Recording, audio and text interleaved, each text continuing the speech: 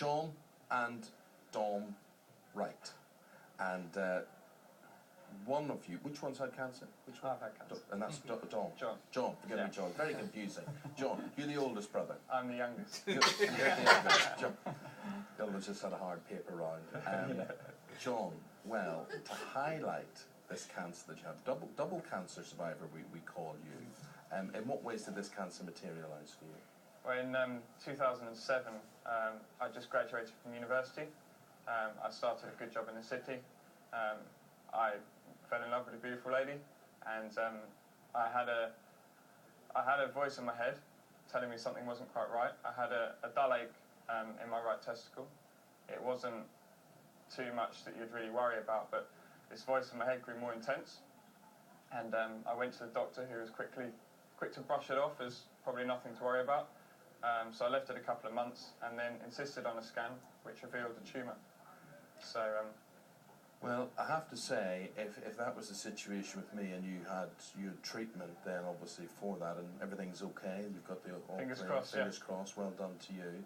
But if that was me and I was told that, I think the last thing I'd then want to do is sit on a bicycle saddle for 8,000 kilometres or miles. It's still a long way. It was just over 8,000 miles, but it didn't end there really. It was I was willing to take that on the chin and carry on with my job. And then a year later, I had a second case develop, some precancerous change, which had to be zapped with some radiotherapy treatment. So that was a lot more of an emotional struggle. Sure. And the way I got through it was I wanted something positive to focus on. Yeah.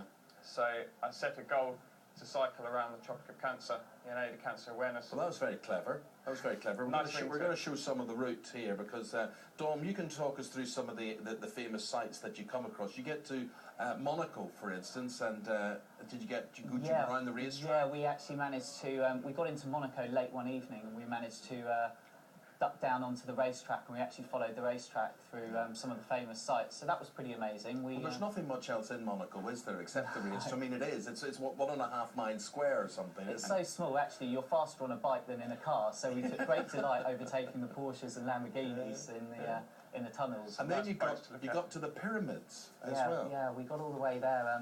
We got all the way to Cairo, so that was sort of the first part of it. So that was an amazing sight. How you cycled around Cairo, I do not know. I've been there this year.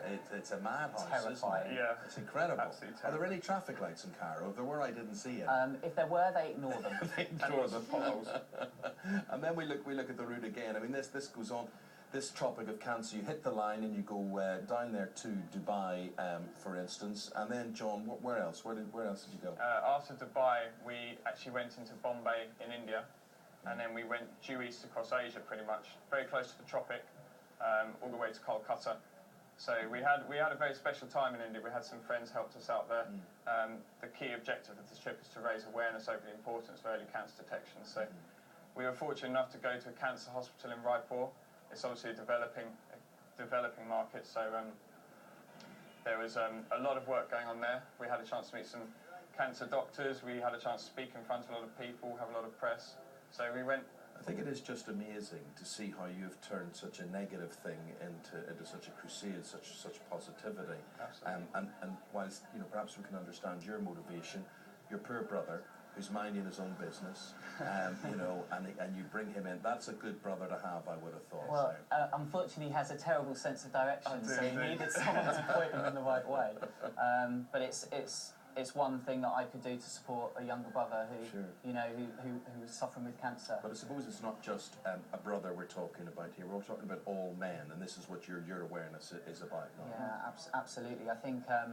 If we can just make one person go and get checked out as a result of what we've done and the awareness which we're hopefully raising, then we feel our challenge has been a success. Not only doing the 8,300 miles that we did, but just one person, that would make all the difference. Well, I was going to say, John, you listen to that voice in your head, but probably there's a lot of chaps out there who are reluctant to go to the doctor, are reluctant to sort of admit that maybe there is something. Exactly. I think men can be quite bravado about these things. They might have a family, they might be busy in their work life, they might not want to let people down.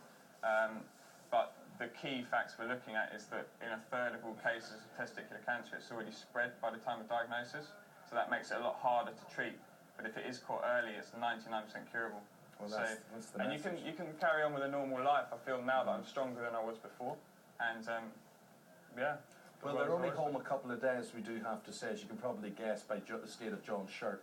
And my hair. We'll let you get off and get spruced up and whatever, and you know, you've done so well, not only doing that, but getting the message out there, and stay well. Thank you very much. Very nice Thank meeting you. you both. Thank you very much indeed. This is Sunrise on Sky News. Thank you for your company this morning. The website is skynews.com. My Facebook could be crucial in deciding who comes